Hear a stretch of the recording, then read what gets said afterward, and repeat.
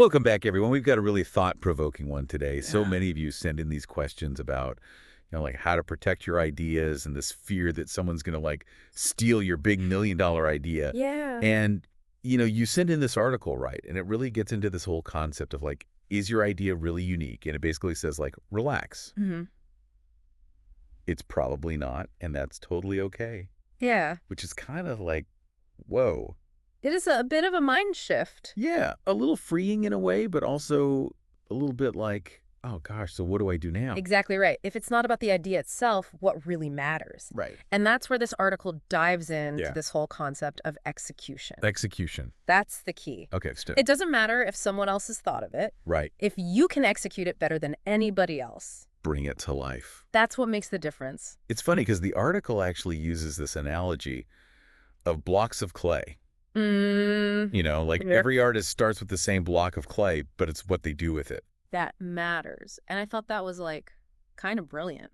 It's the sculptor, not the clay. Exactly. That makes the art. Yeah. So and that's where you come in, right? Yeah. You mentioned your idea is, and I don't want to say it out loud to protect. Oh, yeah. We'll keep it under wraps, but Top secret. top secret. Sparkly dragon back scratcher. Okay, so let's think about that. Okay. How many people out there do you think really need a sparkly dragon back scratcher?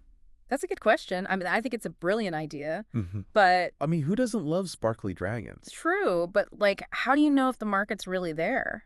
Right. That's where this whole idea of TAM comes in. TAM. Yeah, total addressable market. Right. Okay. So it's basically How big is the pond? how many people Are you fishing in? are out there with inchy backs who need a sparkly dragon? Exactly. If you only have 100 people in the entire world who might buy your product, Yeah. it's going to be really tough to make a business out of that. Yeah, that makes sense. But if you've got millions of people with itchy backs who love sparkly dragons, Okay, then we're talking. then you've got a market. All right, so I'm starting to get that. But one thing that kind of tripped me up in the article was this idea of not putting all your eggs in one basket. Mm-hmm. Having multiple ideas. All right.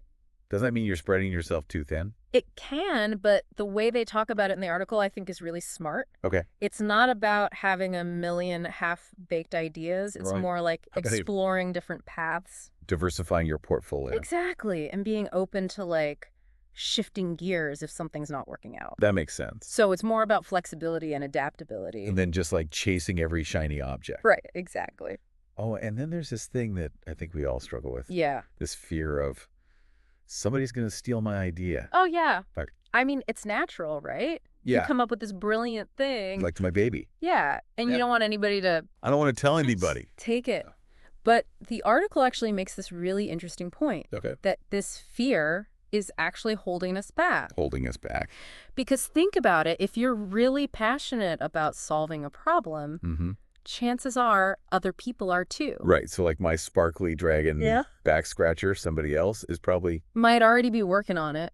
oh no. Right, but here's the thing. Okay. Instead of looking at that as a threat, Okay. what if we flip the script Okay. I like that. and look at it as an opportunity? An opportunity. Because think about it, if somebody else brings that sparkly dragon back scratcher to market first, Yeah. they've done all the hard work. Right. They've figured out the manufacturing. You know how to market it. They've tested it with customers. Right. They know what works, what doesn't. That's actually brilliant. You will learn from their mistakes. So it's Very- I get to see the movie before I read the book. Exactly. I still get to write my own book. You can improve upon it. I love that. You can see what they did well, what they didn't do well, Right. and come up with something even better. It takes so much pressure off. It does. It does. Right. Because even if someone copies your idea, Yeah. your execution's going to be different. Right. It's still me. It's still you, your branding, your marketing, your unique style. This is making me feel so much better about this whole thing. Good. That's what we want. It's less about guarding my idea. Right. And more about Getting it out there, just doing it. making it happen. Yeah. And maybe even learning from people who are also trying to do the same thing. Exactly. This whole execution thing is really the key takeaway here. Right. It is. It's about taking action, not just sitting on your ideas. Right. And this article is really focused on, businesses and entrepreneurs. Right. But I'm thinking, couldn't this apply to other stuff too? Oh, absolutely. And what about personal projects? Yeah. Yeah. Creative hobbies, even just Like learning a new skill. Learning a new skill. It's the same principle. So instead of worrying about being perfect or, having the most unique thing. Just start doing it. Just experiment. I love that. Make mistakes, learn from them, and keep going. All right. I'm ready to go make some sparkly dragon back scratchers now. That's the spirit. Thanks so much for this deep dive. This has been awesome. My pleasure. Glad we could help. And for everyone listening out there, go make those ideas happen. You got this. You do. Until next time. See you later.